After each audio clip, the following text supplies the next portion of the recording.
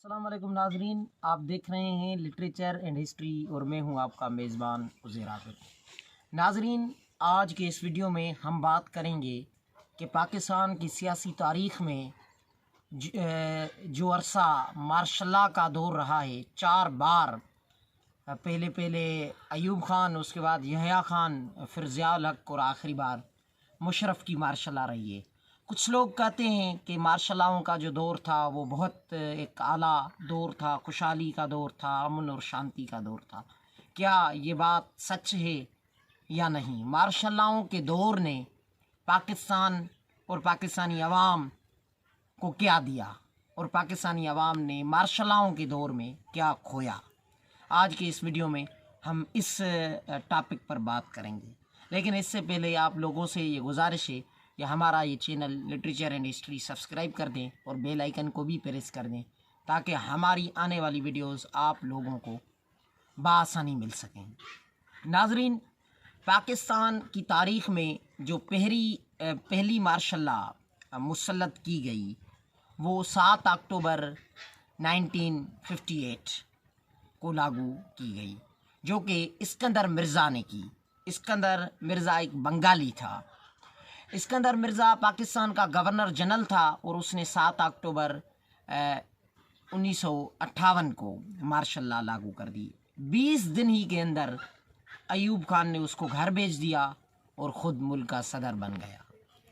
इससे पहले भी जो अरसा 1947 से लेकर 1958 तक जो अरसा जमहूरियत रही वो बज़ाहिर तो मार्शल लॉ का दौर नहीं था, लेकिन उस दौर में वे किसी भी किस्म के कोई जमहूरी कदर न थे। और उस दौर में ख़ास तौर पर बंगाल और जो छोटी कौमें थी यहाँ, जिनका तादाद कम था आबादी के हवाले से, उन कौमों के साथ कोई अच्छा रवैया न रखा गया। वो दौर बज़ाहिर तो जमहूरियत का दौर था, लेकिन उस दौर में भी कई मसाइल थे जो अवामी मसाइल थे और उनको हल न किया गया। मसलन बंगाल में ख़ास तौर पर ज़बान के हवाले से बहुत बड़े एहतजाज हुए। बंगाली तुलबा ने बहुत बड़े एहतजाज किए 1948 से लेकर 52 तक, लेकिन उनकी ज़बान को कौमी ज़बान मानने से पाकिस्तानी रियासत ने इनकार कर दिया। वो सच्ची बात कर रहे थे कि हम बंगाली मुल्क की अक्सरियती आबादी हैं, इसलिए हमारी ज़बान को कौमी ज़बान बनाना चाहिए, लेकिन ऐसा न किया गया और सिर्फ 7% लोगों की जो ज़बान थी उर्दू, उसको कौमी ज़बान बनाया गया। उसके बाद जब मार्शल लॉ का दौर शुरू हुआ तो अयूब ख़ान के दौर को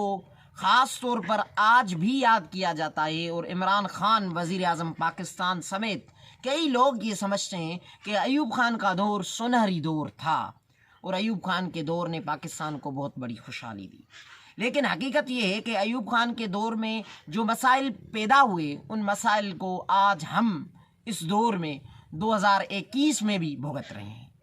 अयूब ख़ान के दौर में मुल्क की अक्सरियती आबादी बंगालियों के साथ जो रवैया रखा गया, वो हम ये कह सकते हैं कि उस रवैये के बदौलत बंगाल अयूब ख़ान के दौर ही में पाकिस्तान से जुदा हो चुका था। अयूब ख़ान बार बार वहाँ गया और अयूब ख़ान ने उनको घरेलू लड़ाई की धमकी दी कि अगर आप हमारे अहकामात को नहीं मानेंगे तो पाकिस्तान में एक होम वार भी हो सकती है। उसके बाद अयूब ख़ान ने जो 62 का आइन दिया वो किसी भी किस्म का कोई अवामी आइन नहीं था और डॉक्टर सफदर महमूद ने अपनी किताब पाकिस्तान क्यों टूटा में लिखा है कि अयूब ख़ान को अवाम ने आइन बनाने का इख्तियार नहीं दिया था। अयूब ख़ान ने 1962 में एक आइनी कमीशन बनाई जिसका जो सदर था वो चीफ जस्टिस शहाबुद्दीन था। चीफ जस्टिस शहाबुद्दीन और उस समय जो भी उनकी टीम थी जिन्होंने आइनी खाका तैयार किया, आइनी मसवदा तैयार किया, उन्होंने कहा कि मुल्क के लिए एक आइन पार्लियामानी और जमहूरी किस्म का वफाकी आइन होना चाहिए। लेकिन अयूब ख़ान ने उस तजवीज़ को मानने से इनकार कर दिया और सदारती निज़ाम नाफिज कर दिया गया, जिसमें बहुत सारे जो इख्तियारात थे वो अयूब ख़ान के पास से, सदर के पास से, सिर्फ़ इसलिए ताकि वो अपने इख्तियारात का नाजायज़ इस्तेमाल कर सके और मुल्क का मतुल अनान हुक्मरान बन सके। इसलिए अयूब ख़ान ने जो 62 का आइन दिया उसके रद्दमल में बंगाल में बहुत बड़े एहतजाज हुए اور کسی بھی قسم کی عوامی جو جماعتیں تھیں ان میں سے کسی نے بھی ایوب خان کے اس آئین کو تسلیم نہیں کیا، تو ان کے ساتھ بہت بڑا ایک خطرناک رویہ اختیار کر دیا گیا۔ جو سیاسی جماعتیں تھیں ان پر پابندی لاگو کر دی گئی، ایبڈو اور پوڈو جیسے جو قانون تھے، بلیک رولز سے ان پر عوام پر لاگو کر دیا گیا، اور بات کرنے کی آزادی، شعور کی آزادی، اظہار کی آزادی، صحافت کی آزادی اور اپنی بات دوسروں تک پہنچانے کی آزادی پر پابندیاں لگی۔ اس کے علاوہ ایوب خان نے تاشقند معاہدے میں کشمیریوں کے مسئلے پر واضح بات کرنے کے سوا تاشقند معاہدے پر سائن کر لی اور کشمیر کو ہندوستان کی آگ میں پھینک آیا۔ اور جب ایوب خان نے صدارتی الیکشن کا اعلان کیا تو ملک کے بانی کی بہن فاطمہ جناح نے اس کے ساتھ الیکشن میں لڑنے کا فیصلہ کیا، تو فاطمہ جناح کے ساتھ جو رویہ اختیار کر دیا گیا حکومتی سطح پر وہ نہایت غلیظ قسم کا رویہ تھا، اور ملک کے بانی کی بہن کو کے ساتھ بہت غلیظ رویہ اختیار کر دیا گیا، اور داندلی زدہ الیکشن میں فاطمہ جناح کو ہار ہوئی اور ایوب خان ملک کا صدر بن گیا۔ جب ایوب خان ملک کا صدر بنا تو ایوب خان کا جو عوامی امیج تھا وہ بہت خراب ہو چکا تھا، تو ایوب خان نے اس کے رد عمل میں 1956 کی جنگ شروع کر دی۔ اس جنگ میں پاکستان اور ہندوستان دونوں کو بہت بڑا نقصان ہوا، اور بالآخر جب چین نے اس جنگ میں مداخلت شروع کر دی تو بھارت نے وہ جنگ بند کر دی، اور اس جنگ میں خاص طور پر بنگال کا کسی بھی قسم کا کوئی بھی تحفظ نہ کیا گیا، اور بنگالیوں میں یہ تاثر پھیل گیا کہ اگر ہم پاکستان سے تعلق رکھتے ہیں تو ہمارا تحفظ کیوں نہیں کیا جاتا۔ انسیکیورٹی کا احساس بنگالی عوام میں اور زیادہ بڑھ گیا۔ یہ سارے ایوب خان کے کارنامے تھے۔ ایوب خان نے ملک کی اکثریتی آبادی بنگال میں، مشرقی پاکستان میں کوئی بھی منصوبہ، جو ترقیاتی منصوبے ہوتے ہیں، پروجیکٹس ہوتے ہیں، وہ تیار نہیں کیے، اور وہاں کسی بھی قسم کے ترقیاتی کام نہ ہوئے۔ لیکن یہاں مغربی پاکستان میں اور اس کے بھی صرف ایک ہی صوبے پنجاب میں تربیلا ڈیم، منگلا ڈیم جیسے پروجیکٹس بنے، اور ایوب خان کے ہی دور کا، اور ایوب خان کا یہ مہربانی ہے ایوب خان کی کہ سندھ اور پنجاب میں آج تک جو پانی کا تکرار چلا آ رہا ہے سندھیوں کے ساتھ، جو آج بھی ناانصافی ہو رہی ہے، جو آج بھی سمندر سندھ کی لاکھوں کے تعداد میں زمین کو ہڑپ کر رہا ہے، اور پانی اتنا نہیں ہے سندھ میں کہ یہاں کی زمینیں آباد ہو سکیں اور پانی سمندر میں ڈاؤن اسٹریم کے نیچے جا سکے، اس پر ساری جو پابندیاں ہیں سندھ اور پنجاب کے بیچ یہ جو تکرار چلا آ رہا ہے، اس کا جو بنیاد تھا وہ ایوب خان نے ہی ڈالا تھا۔ اور جب ایوب خان کی ساکھ بہت خراب ہو گئی، ایوب خان کا امیج بہت خراب ہو گیا، اور ایوب خان کے خلاف ذوالفقار علی بھٹو نے اور مشرقی پاکستان سے مجیب الرحمان، نوابزادہ نصر اللہ جیسے لوگوں نے بہت بڑے احتجاج کیے، عوامی تحریک چلائی، تو ایوب خان نے جاتے جاتے بھی ایک ناجائز کام کیا، وہ یہ کہ اس کو آئینی طور پر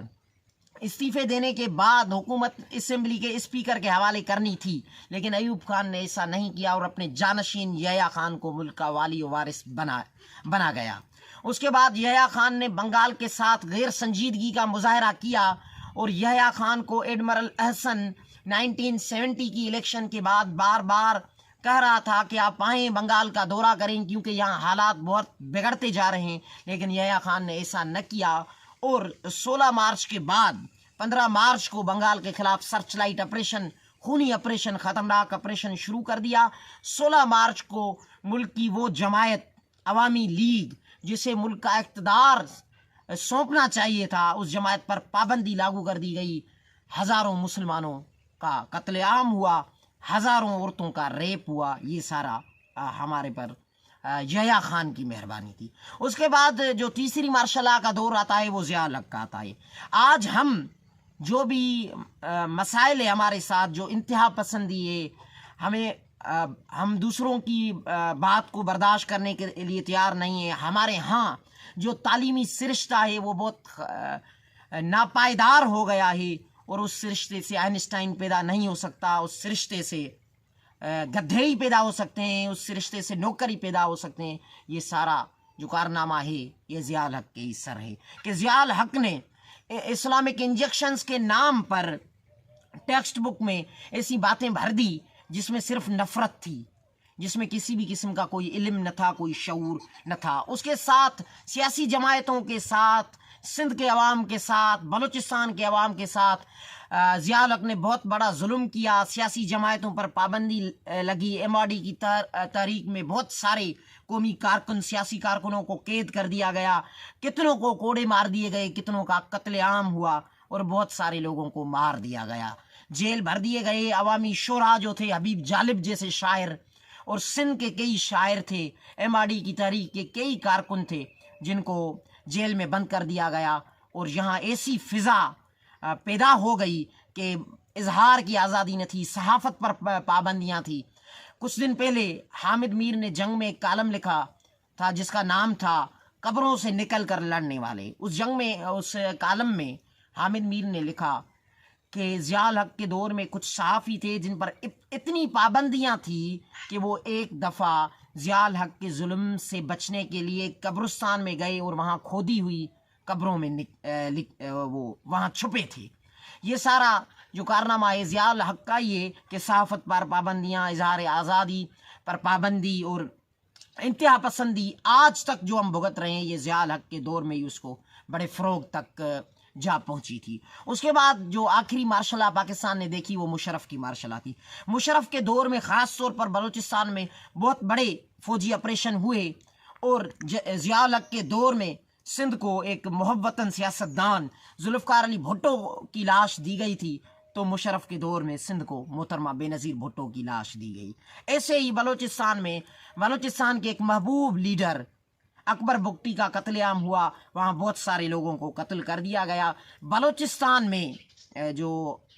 अवाम थे, जो अवामी तहरीकें थी, उनको कुचल दिया गया। और यहाँ सिंध में और कराची में ख़ास तौर पर जो तंजीम, जो जमायत ज़िया उल हक ने बनाई थी MQM के नाम से, जो दहशतगर्द जमायत थी जिसने सिंधियों का जीना हराम कर रखा था, उस जमायत को फिर मुशर्रफ ने बहुत बड़ा फ़रोग दिया, क्योंकि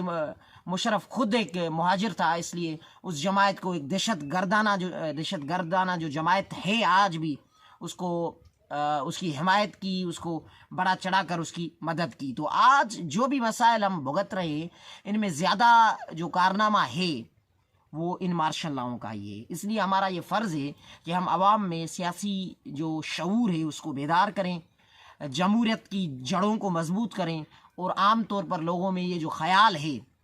कि आमरत का दौर एक शानदार किस्म का दौर होता है, इस ख़याल को हम ज़ेर करें और लोगों में ये ख़याल आम करें कि अगर हम चाहते हैं कि हमारा मुल्क तरक्की की राह पर गामज़न हो, हमारा मुल्क दुनिया के तरक्की याफ्ता मुल्कों में शुमार हो, तो हमें आमरत से नफ़रत करनी होगी। आमरत के दौर ने जो हमें दिया उसको सही माना में पढ़ना होगा और फिर उसका मदावा करना होगा।